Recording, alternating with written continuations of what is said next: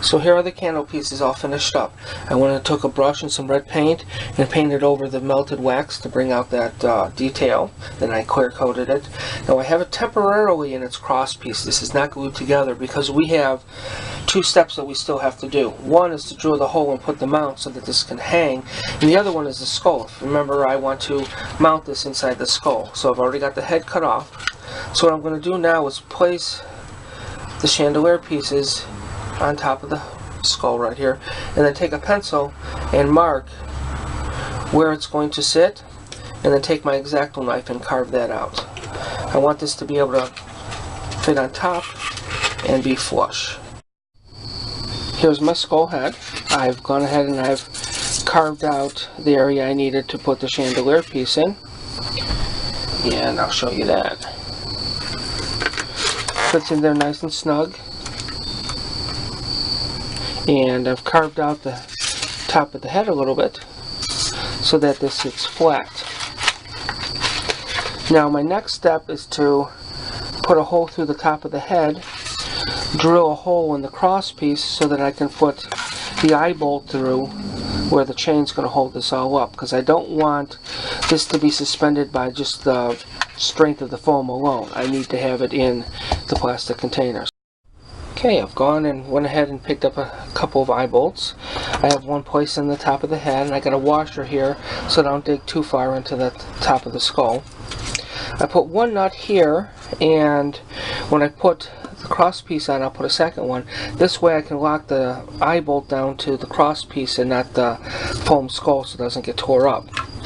On top of the cross piece I have a hole that the eye bolt's going to go through, and the other hole's for the wire for the power, because I'm like a hanging lamp. I'm going to have the power circling around the chain and into the top of the head. I now have the eye bolt securely mounted to the top of the head through the cross piece. What I did was I went ahead and just took my pencil and poked through the foam and made it all the way through. I don't know if you can see the pencil in there. Through so that my power wire will be able to come in here. So my next step is to go ahead and feed the power wire through, and then what I'm going to do is I'm going to go ahead and secure the candle pieces onto the cross piece. Now there's a couple of different ways you can do it. I happen to have the regular cement for the PVC pipe, so I'm going to go ahead and use that solvent and then feed them all in there. Another way you could do it is just go ahead and push them into place, then use your glue gun to secure it. Either way should work out fine. I have the chandelier pieces glued into my cross piece. I've got all my wires pulled through. My positive wires are twisted together and soldered, and so are my negative. Here's my power wire coming into the top of the chandelier. I have the negative connected to the negative of the lights. I'm going to go ahead and solder that, put heat shrink over top of it. You can use tape as well, you don't have to use heat shrink. But you want to make sure that you cover all exposed wires so that it doesn't short out. So once you glue this all back into place, you'll have to tear it all back down just to fix with the shorting out. The other thing that I've done is I've left the wires long, because if I have to change a light bulb, I want to be able to have wire to pull through to give me room to work with it. And there's plenty of room in the top of the skull to hide all the wire and be able to pull it through and then feed it back through. And the last thing was the fact that these light bulbs run off of 3 volts. If you take 2 AA batteries end to end, you get 3 volts as a power supply.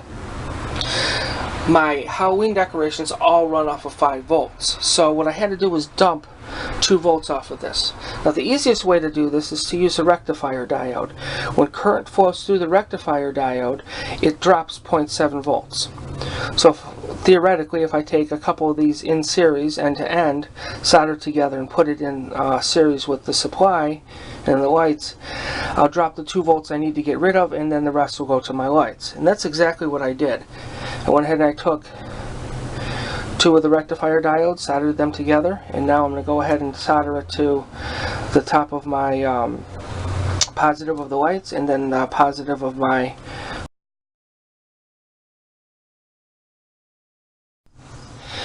So before I closed everything up, I wanted to go ahead and show you how I did the wires. Here's my negative wires from the lights and my negative coming in for power, soldered and heat shrink together. Here's my positive from the lights, my positive coming in from the power, and those two diodes are hidden here inside the heat shrink. So now I'm all set to go ahead and put it on top of the skull and start sealing everything up. Here's what happens sometimes when you do a project. Your enthusiasm outweighs the actual physics of the project. In this case, this is what happened here with the chandelier. The chandelier top is all wired and ready to go, and I temporarily put it on the skull to make sure everything fit correctly before I would start to glue it.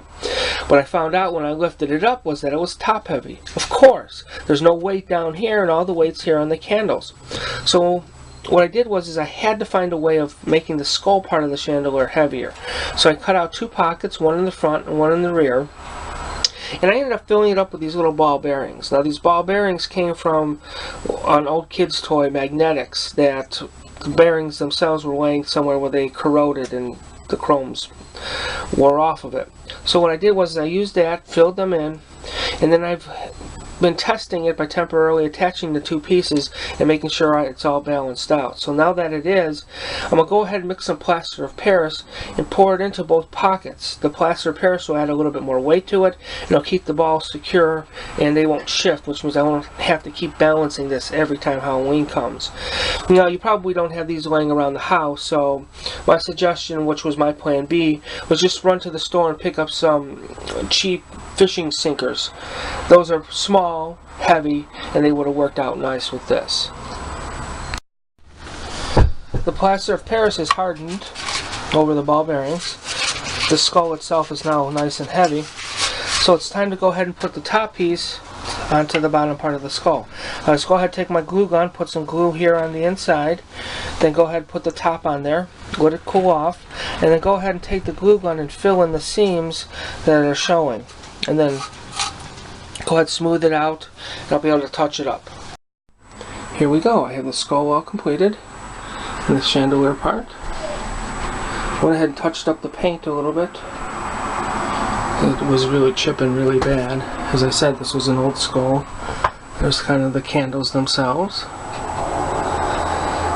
Zoom in here and you'll see that there's really no seam. I was able to clean that up pretty good.